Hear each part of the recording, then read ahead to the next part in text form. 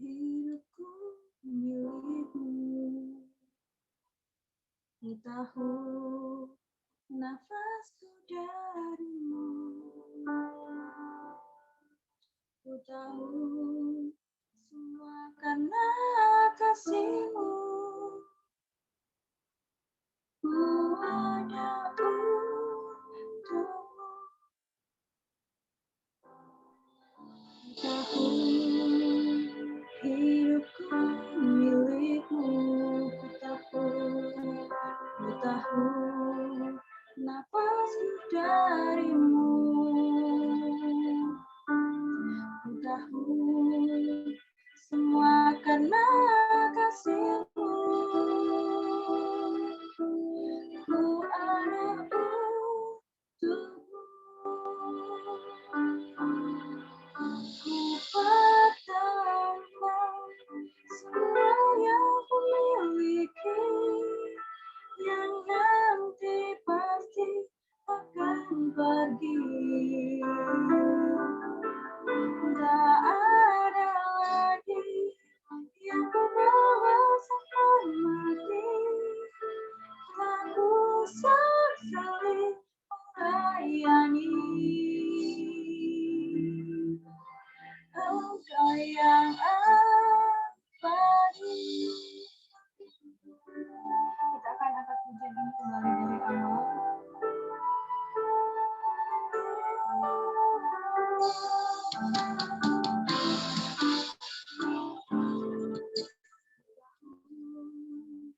Hidupku milikmu,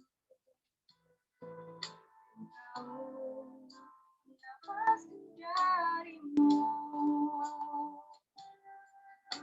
tahu semua karena kasihmu. Ku ada untukmu, ku pertahankan semua yang ku miliki, yang nanti pasti akan pergi. Tak ada lagi yang ku bawa sampai mati. Aku sekali melayani Engkau yang abadi.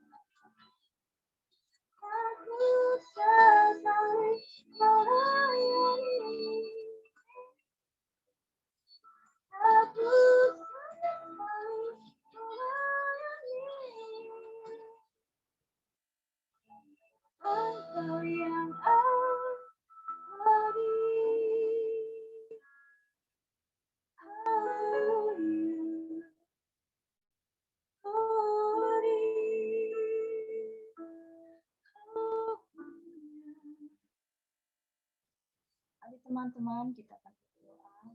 Benar Bapa, semua waktu kami dan hidup kami adalah milik-Mu. Dan saat ini Bapa, kami akan menyiapkan hati kami untuk mendengarkan kebenaran firman-Mu yang akan disampaikan oleh Ko Abed. Kiranya Tuhan mampukan kami untuk memahaminya, dan juga kiranya dari kebenaran ini Bapa, memampukan kami untuk semakin hidup serupa dengan-Mu Bapa. Terima kasih Yesus, yang berdoa mengucap syukur. Haleluya. Amin. Waktu selanjutnya saya serahkan kepada Pak Ade. Silakan Pak Tanto untuk berbicara. Thank you Esther buat pujiannya. Malam teman-teman, apa kabar semuanya? Semoga baik-baik saja dimanapun kalian berada. Jadi teman-teman, bulan ini kita kan seriesnya sebenarnya ya buat yang belum tahu tentang keselamatan dalam Kristus gitu ya, menyambung juga bulan Paskah di April ini teman-teman. Jadi kalau misalkan tadi kan udah main games dan kebetulan banget gamesnya juga tentang Paskah gitu kan. Dan memang benar teman-teman, Paskah maupun Natal gitu ya. Jadi dua hal yang benar-benar bersejarah buat orang Kristen gitu. Saking bersejarahnya ada juga mereka yang akhirnya saking menghayati Natal dan Paskah, gerejanya cuman pas Natal dan Paskah gitu ya, atau biasa disebut dengan napas gitu. Nah teman-teman, kenyataannya gitu ya, sekalipun orang banyak banget merayakan hari raya Paskah, tapi sebenarnya banyak juga orang yang mungkin belum ngerti kenapa sih harus ngerayain Paskah. Mungkin bagi mereka bisa nangis-nangis ketika nonton video Tuhan disalib, bisa ikut ibadah gitu ya, bahkan mungkin beberapa gereja mungkin pakai drama gitu-gitu kan.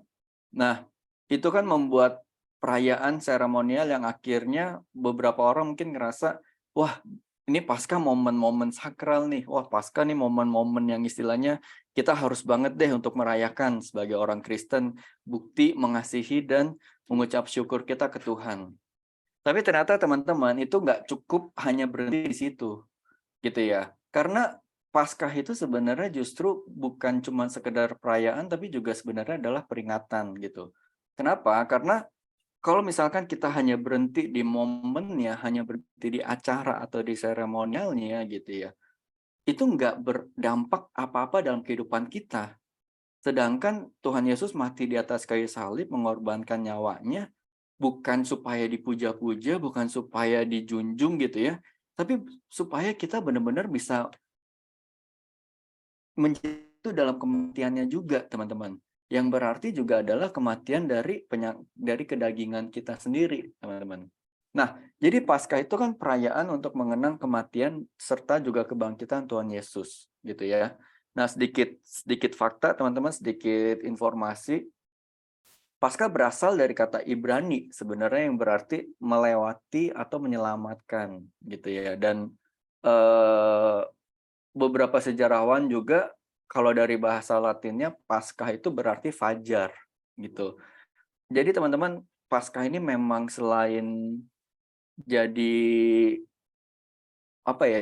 Jadi satu momen yang dimana kita juga hidup baru gitu ya, tapi juga menjadi momen yang kalau misalkan dulu di Perjanjian Lama itu kan ketika tulah terakhir gitu ya, anak sulung kan orang-orang yang ditentukan gitu kan, mereka kan memakai membuat darah di pintu rumah masing-masing supaya kematian anak sulung itu kan nggak terjadi gitu kan. Nah, ini juga sebenarnya Paskah itu juga udah lama dari Perjanjian Lama, teman-teman. Jadi buat kita umat Kristen, dasar kita beragama dan percaya kepada Tuhan itu adalah ketika Tuhan Yesus mati dan berhasil menebus dosa manusia gitu. Tapi teman-teman, satu fakta yang juga harus kita tahu, kematian Tuhan Yesus memberikan kita keselamatan, tapi justru kebangkitannya lah yang memberikan kita pengharapan, teman-teman. Kenapa? Karena kalau misalkan Tuhan Yesus mati di atas kayu salib tanpa ada kebangkitan, Maka buat kita dampaknya sekalipun kita hari ini menjaga hidup, sekalipun kita benar-benar berusaha untuk hidup benar, tapi di balik kematian nggak ada kehidupan lagi, gitu. Tapi ternyata teman-teman setelah Tuhan Yesus mati di atas kayu salib, 3 hari kemudian dia bangkit, itulah jadi momen yang dimana semua pengetahuan dan semua pemahaman gitu ya, bahkan mungkin pertanyaan-pertanyaan tentang kematian dan kehidupan setelah kematian itu terjawab gitu. Jadi kebangkitannya lah yang sebenarnya juga menjadi dasar pengharapan kita sebagai orang Kristen. Dan kalau kita di GSKI udah banyak banget kita mendengarkan pengajaran tentang kehidupan setelah kematian. Jadi itu bukan sama sekali omong kosong, teman-teman. Itu harus jadi dasar kehidupan kita, harus jadi dasar kebenaran kita, harus jadi dasar pengharapan kita. Sehingga setiap hal yang kita lakuin, setiap hal yang kita kerjain, kita tahu ujungnya tuh apa, teman-teman. Teman-teman bayang nggak sih kalau misalkan kalian bekerja, tapi nggak ngerti nih tujuan akhir bekerja buat apa? Atau nggak kuliah, capek-capek kuliah, tapi nggak tahu buat apa. Nah, yang jadi motivasi atau yang menjadi kita semangat buat bekerja atau kuliah, itu kan adalah ujung akhirnya, teman-teman. Ya kan? Istilahnya kalau misalkan sekarang mati-matian kuliah gitu ya. Karena tahu supaya nanti begitu lulus kuliah mungkin bisa dapat kerja yang terbaik gitu kan, bisa bisa membanggakan orang tua dan lain-lain. Gitu pun juga dengan bekerja gitu kan, supaya kita juga hidupnya bisa lebih sejahtera, bisa dapat ekonomi yang baik dan lain-lain gitu kan. Tujuan akhir itulah yang kadang-kadang menjadi motivasi kita. Begitupun juga dengan kehidupan dalam kekristenan, yaitu kebangkitan Tuhan, gitu ya. Nah, tapi teman-teman, satu hal yang juga harus kita jangan lupa, kebangkitan Tuhan itu menunjukin loh, kalau ternyata setiap orang itu akan menghadapi penghakiman kekal atau penghakiman Kristus, gitu ya, yang didasarkan oleh perbuatan kita selama di bumi, gitu. Teman-teman, keselamatan yang Tuhan kasih, ya, keselamatan yang Tuhan udah berikan lewat pengorbanan dan karya salibnya, itu tuh nggak hanya sekedar momen perayaan, teman-teman. Ini Koko ngomong pelan-pelan supaya teman-teman kebangun kerangka berpikirnya gitu ya, kebangun mindsetnya, supaya teman-teman nggak sekedar kayak, oh Tuhan aku mengucap syukur kau mati di atas kayu salib. Oke, so what's next? Gitu loh. Oke, kamu udah bersyukur, kamu berterima kasih, ya. Tapi apa nih selanjutnya? Gitu. Nah, teman-teman, keselamatan yang Tuhan kasih itu memungkinkan setiap manusia yang percaya kepadanya itu kembali ke rancangan semula, gitu loh. Nah, soal selamat atau enggak selamat itu tergantung dari pilihan hidup kita sehari-hari sekarang ini, gitu. Jadi teman-teman, di satu sisi kita merayakan Paskah, tapi di lain sisi kita harus tahu nih setelah kita merayakannya, perubahan apa yang harus kita lakukan dalam diri kita. Perubahan mindset apa yang harus kita kerjakan supaya kita tuh kembali ke rancangan semula yang karenanya Tuhan rela mati di atas kayu salib. Rancangan semula teman-teman harusnya tahu ya, ketika manusia belum jatuh ke dalam dosa, hidupnya bersekutu dengan Allah, tidak melakukan kejahatan gitu ya. Dan untuk itulah Tuhan Yesus mati di atas kayu salib, teman-teman. Jadi bukan hanya sekedar momen perayaan, oke kita bersyukur ya kita udah ditebus, kita nggak jadi masuk neraka gitu. Enggak, teman-teman. Ada pekerjaan yang harus kita tetap kerjakan gitu. Nah, teman-teman, makanya orang itu nggak bisa masuk neraka atau masuk surga secara mendadak gitu ya. Kadang-kadang mungkin banyak orang yang masih berpikir di luar sana, sekali ditebus, sekali selamat, tetap selamat, gitu kan. Tuhan Yesus sudah mati di atas kayu salib menanggung dosa kita, semuanya udah beres, udah kelar, gitu kan. Tapi teman-teman, ternyata itu baru di satu sisi. Ada sisi lain lagi yang setelah Tuhan Yesus mati di atas kayu salib, kitalah yang harus tetap berusaha untuk mematikan kodrat dosa kita nih, gitu loh. Kitalah yang harus berusaha untuk kembali ke rancangan semula. Tentunya dengan tuntunan Roh Kudus gitu ya. Dan itu dibuktikan dari kehidupan kita hari demi hari. Nggak ada orang yang bahkan ya ketika dibaptis pun kayak seolah-olah begitu nyemplung, begitu naik lagi kayak seolah-olah kayak Tuhan Yesus, wah langit terbuka, ada burung turun, terus kita jadi terang, jadi bercahaya gitu kan, kita kayak ketemu ilham baru gitu. Nggak seinstan dan nggak se-magical itu, teman-teman. Tapi benar-benar dibutuhkan perjuangan hari demi hari yang mematikan kedagingan yang itu sangat-sangat nggak gampang loh. Itu sangat-sangat susah gitu ya. Yang benar-benar yang kayaknya, aduh hari ini mau benar, besok gagal lagi gitu kan. Bangun lagi, bangkit lagi, ntar bisa gagal lagi. Tapi itulah perjuangan kita dalam kehidupan kita mengikut Tuhan, teman-teman. Nah, dalam perjanjian lama sendiri gitu ya, Paskah itu adalah perayaan keluarnya bangsa Israel dari Mesir, ya eksodusnya gitu kan. Nah, pada masa itu kan terdapat upacara roti tidak beragi gitu kan. Terus mereka mempersembahkan korban persembahan anak sulung gitu kan, domba sulung gitu ya. Nah, tapi Paskah dalam perjanjian lama itu jadi isyarat, teman-teman. Jadi isyarat untuk apa yang akan terjadi di perjanjian baru, yaitu pembebasan manusia dari dosa. Yang sebelumnya pembebasan Israel dari Mesir gitu ya, dan kita pembebasan manusia dari dosa. Nah, satu hal yang bisa ditarik benang merahnya teman-teman, atau ditarik kesamaannya gitu ya.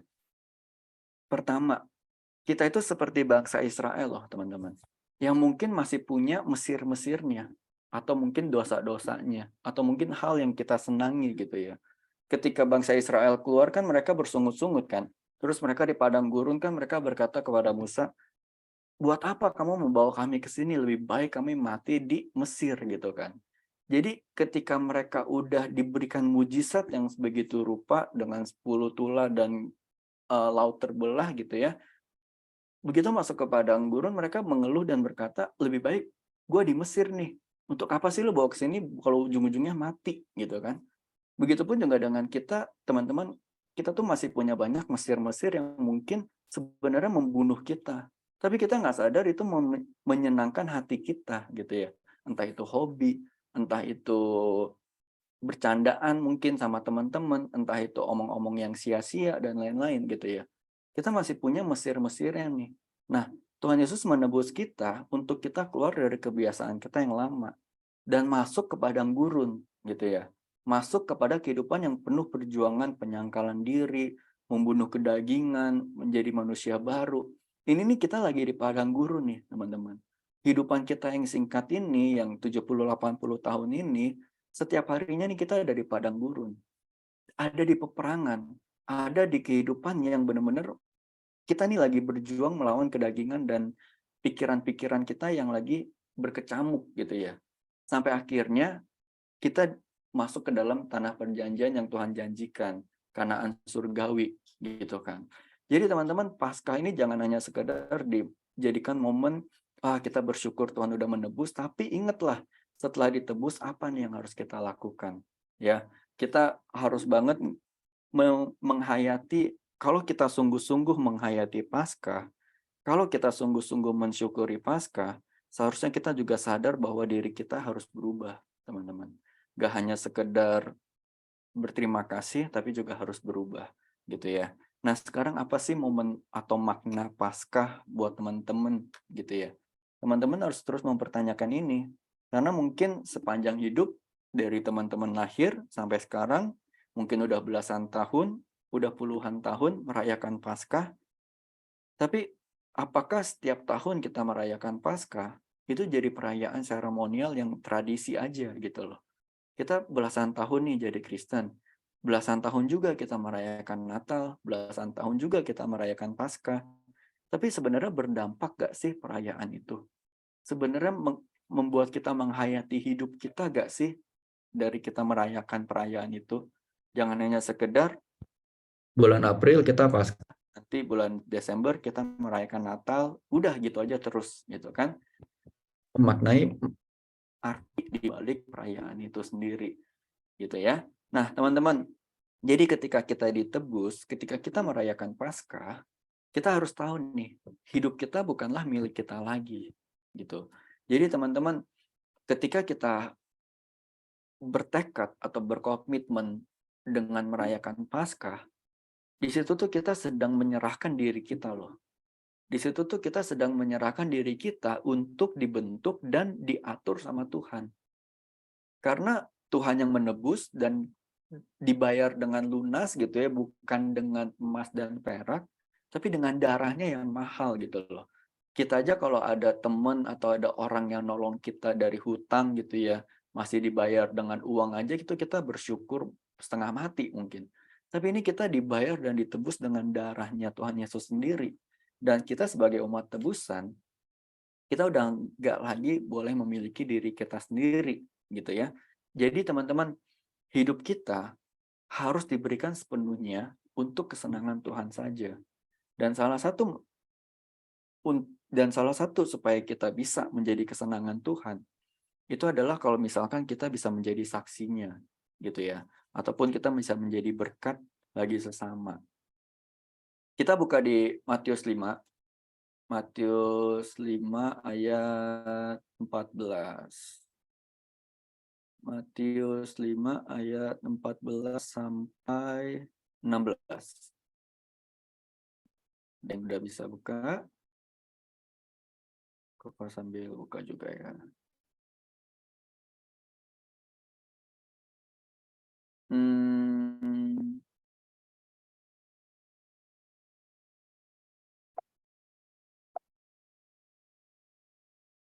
Matius 5 ini. Nah, Matius 5 ayat 14 sampai 16. Koko kopi ke chat ya.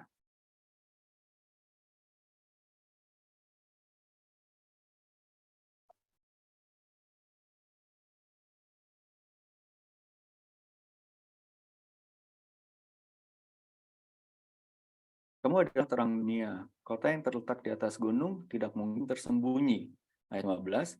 Lagi pula orang tidak menyalakan pelita lalu meletakkannya di bawah gantang, melainkan di atas kaki dian sehingga menerangi semua orang di dalam rumah itu. Demikianlah kamu adalah terang dunia. Kota yang terletak di atas gunung tidak mungkin tersembunyi. Nah, ini kopas 2 kali ya. Oke, nah teman-teman, ini ayat yang mungkin udah sering kita baca, bahkan mungkin dari zaman kita di sekolah minggu gitu. Cuman ternyata teman-teman, ayat ini tuh benar-benar memuat kebenaran yang luar biasa juga gitu ya. Kalau misalkan dikatakan pelita gitu ya, atau terang gitu, sebenarnya itu benar-benar menunjukkan kalau kita itu adalah sarana atau alatnya Tuhan yang memang dijadikan untuk menjadi standar kehidupan orang lain, teman-teman. Nah, orang tidak menyalakan pelita lalu meletakkannya di bawah gantang, melainkan di atas kaki dian sehingga menerangi semua orang di dalam rumah itu, gitu ya. Demikianlah kamu adalah terang dunia. Kota yang terletak di atas gunung tidak mungkin tersembunyi, teman-teman. Jadi teman-teman, ketika Tuhan berkata seperti ini, dia tuh lagi mengajarkan kita kalau kita tuh harus menjadi perwakilannya Tuhan, teman-teman. Perwakilannya Tuhan yang berarti juga bagian hidupnya Tuhan itu sendiri, gitu ya.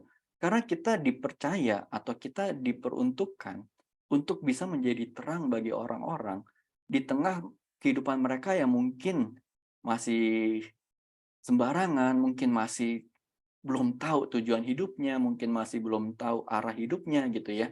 Dan kita yang harus menjadi terang, pemandu, guidance, dan standar bagi kehidupan orang lain.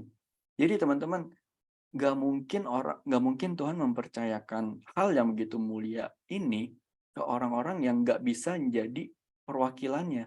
Nah, jadi teman-teman, ketika kita menjadi perwakilan Tuhan, ketika kita menjadi bagian hidup dari Tuhan itu sendiri, gitu ya, Tuhan tuh pasti menjaga, Tuhan tuh pasti melindungi, dan Tuhan pasti memberkati orang-orang yang memang dijadikan perwakilan Tuhan, gitu.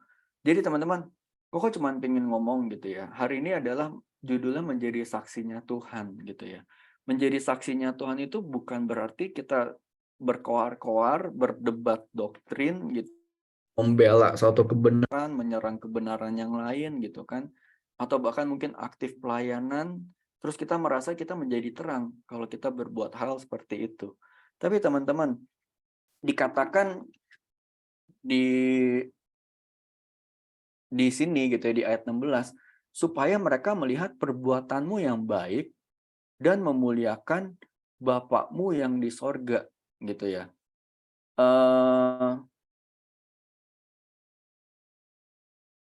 Ternyata ini 16-nya ternyata kopasnya belum selesai, makanya ada yang hilang kayaknya. Jadi teman-teman di ayat 16 itu demikianlah hendaknya terangmu bercahaya di depan orang supaya mereka melihat perbuatanmu yang baik. Nah, thank you Jack. Perbuatanmu yang baik dan memuliakan Bapamu yang di sorga. Nah, yang pengen Koko garis bawahi adalah perbuatan baik sampai membuat orang memuliakan Bapa di sorga. Itu nggak mungkin perbuatan baik yang mungkin baiknya selevel dengan dunia, teman-teman. Baiknya mungkin, oh ketika ada dompetnya hilang, kita balikin duitnya, kita nggak ngambil sedikit pun, itu pun baik, gitu kan. Ketika mungkin ada orang kesusahan, kita juga punya duit pas-pasan, kita bisa tolong mereka, itu pun juga baik, gitu.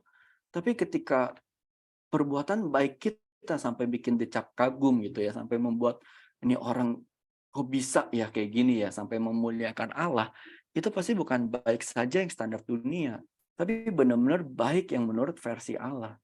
Jadi teman-teman, tadi Paskah gitu ya, menandakan hidup kita bukan lagi milik kita sendiri. Yang berarti sebenarnya secara nggak langsung, kita ini adalah tangan kanannya Tuhan gitu ya. Brand ambasadornya Tuhan di bumi ini yang harus melakukan pekerjaan Bapa gitu. Nah, sedikit cerita gitu ya teman-teman. Sedikit sharing juga. Akhir-akhir ini Koko memang lagi dalam momen-momen yang lagi mencari apa maunya Tuhan dalam hidup Koko gitu ya. Sekalipun mungkin Koko udah lama dalam pelayanan gitu kan. Mungkin bahkan beberapa kali berkhotbah gitu. Tapi Koko lagi mencoba meriset diri Koko sendiri dengan berusaha tidak tahu apa-apa, dengan berusaha menjadi nol lagi dan benar-benar ngabisin waktu berdiam diri di kaki Tuhan gitu kan. Ada beberapa hal yang mungkin bisa Koko cerita, tapi ada juga yang nggak bisa Koko cerita. Tapi ya satu hal yang Koko mulai percaya dan mulai hayati gitu ya. Kalau hidup kita sepenuhnya dipertaruhkan buat Tuhan, itu tuh benar-benar menjadi hal yang ternyata sangat membahagiakan, teman-teman. Dan ternyata kalau kita melakukan sesuatu, sekalipun itu mungkin kegiatan rohani, tapi kalau ternyata Tuhan tidak menikmatinya, itu pun juga ternyata bisa meleset, teman-teman. Nah, di sini Koko mulai belajar. Koko mulai belajar pingin punya hidup yang bisa membuat senyum di wajah Tuhan. Dan salah satu dampaknya ya, teman-teman, ketika Koko berusaha lagi riset diri Koko, Koko mulai bisa menghayati kehadiran Tuhan. Koko mulai bisa menghayati kalau Tuhan itu memang ternyata nyata dan hidup gitu ya. Nah, kita ini udah terlalu lama, teman-teman. Kita udah terlalu lama mengabaikan Tuhan. Seolah-olah dengan diamnya Tuhan, kita merasa Tuhan gak nyata. Atau bahkan kita merasa Tuhan gak perlu ada. Kita terlalu sibuk dengan kegiatan sekuler kita. Kita terlalu sibuk mengejar mimpi. Kita terlalu sibuk dengan kekhawatiran dan kecemasan kita. Sampai kita nggak ngerti apa sih yang Tuhan mau dalam hidup kita. Jangankan menjadi saksinya, menjadi orang yang hidup di dalam Tuhan pun kita juga mungkin masih belum tahu gitu kan. Karena kita terlalu sibuk dengan hal-hal yang ternyata itu tidak mendatangkan pengetahuan kita akan kebenaran, teman-teman. Nah, ketika Koko ngubah cara pandang Koko ini ya, Koko mulai lebih bisa mengerti, oh ternyata banyak hal yang ternyata Koko lakuin selama ini itu ada melesetnya, gitu ya. Nah, dan Koko makin ngerti, ternyata nggak ada yang lebih berat dibandingin peperangan melawan kedagingan dan pikiran sendiri, gitu. Jadi teman-teman, kalau misalkan di kisah Tuhan Yesus gitu ya, Tuhan Yesus itu kan ketika tadi di games terakhir, pertanyaan terakhir gitu kan, eh, Eli Eli lama sabatani gitu kan, mengapa Allah engkau meninggalkan aku gitu kan. Kita tuh dalam kehidupan kita sebagai orang Kristen, sekalipun mungkin kita pergi ke gereja, sekalipun mungkin kita sering ikut ibadah, tapi jujur ngomong, kita tuh sering banget dalam momen-momen tidak percaya ke Tuhan gitu ya. Ketika mungkin kita menghadapi masalah, ketika kita menghadapi jalan buntu, kita bertanya ke Tuhan, kita berdoa, kok seolah-olah Tuhan diam bahkan nggak ada gitu kan. Seolah-olah Tuhan meninggalkan kita gitu. Tapi teman-teman, dalam mengiring Tuhan, Itu ya. Itu memang dibutuhkan tekad yang sangat kuat gitu. Sama seperti Tuhan Yesus yang tetap percaya sekalipun nih, kok ini bayangin teman-teman. Ketika Tuhan Yesus di atas kayu salib, malaikat-malaikat itu tuh ada di samping sekelilingnya Tuhan Yesus gitu loh. Dan kalau Tuhan Yesus berkata mau turun gitu ya, dia nggak mau disalib lagi, itu tuh bukan hal yang susah gitu ya. Jadi teman-teman harus mengerti, ketika Tuhan Yesus tetap setia ada di atas kayu salib, bahkan ketika Tuhan Yesus ada di Taman Getsemani, dia bergumul, apakah ia akan tetap melanjutkan atau tidak gitu ya. Dia dalam doanya memohon kepada Bapa agar cawan ini boleh berlalu. Tapi ia menutupnya dengan kalimat, jangan kehendakku yang jadi. Pergumulan yang benar-benar berat banget, teman-teman.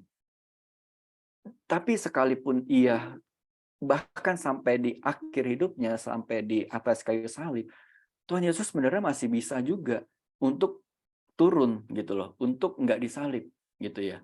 Tapi dan ketika Tuhan Yesus merasa ditinggalkan Bapa, Tuhan nggak menjadi apa ya? Tuhan nggak menjadi gentar, Tuhan nggak menjadi curiga, Tuhan nggak menjadi lemah gitu ya.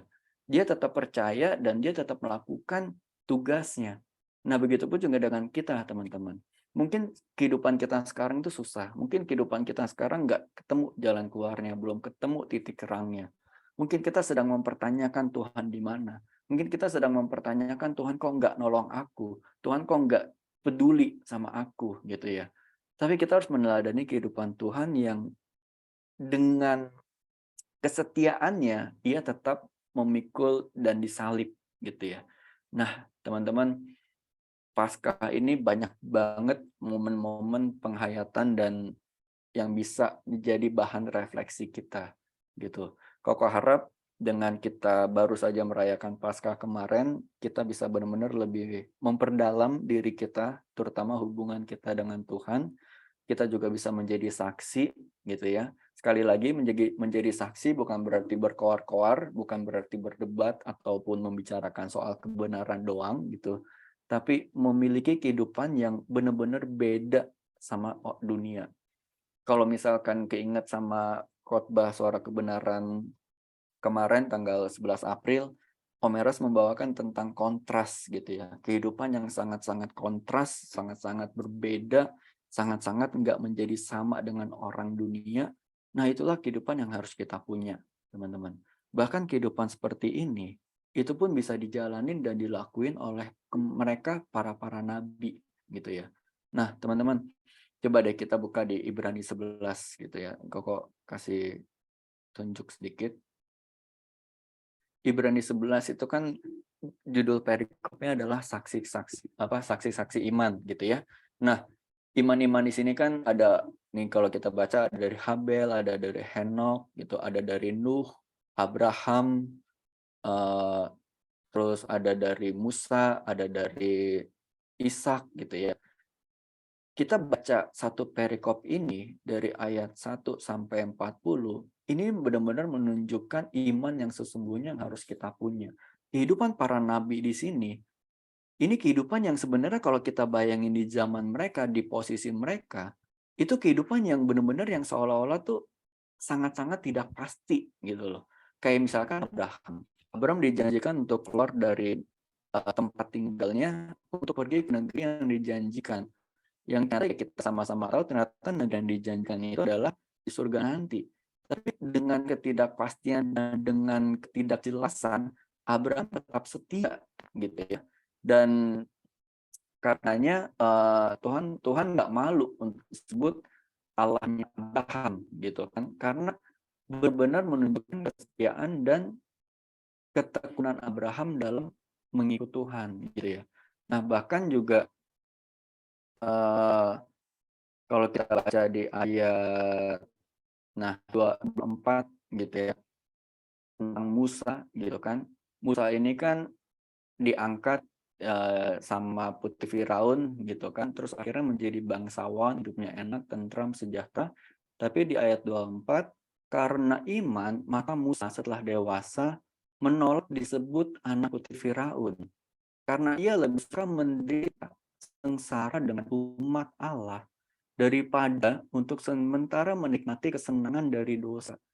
Gila banget gak sih? Kita aja kalau misalkan bercandaan, wah gila ya kita kalau jadi anak sultan gitu kan, wah kita tahu sultan gitu kan, jadi cipung kita belum apa-apa udah di endorse sana sini. Kita kan kebayang gak sih Musa itu seberapa kaya dan seberapa sejahteranya hidup? Itu menjadi putri Firaun, tapi dikatakan ia lebih suka menderita sengsara dengan umat Allah daripada sementara menikmati kesenangan dari dosa gitu kan. Di ayat 26, ia menganggap penghinaan karena Kristus sebagai kekayaan yang lebih besar daripada semua harta Mesir.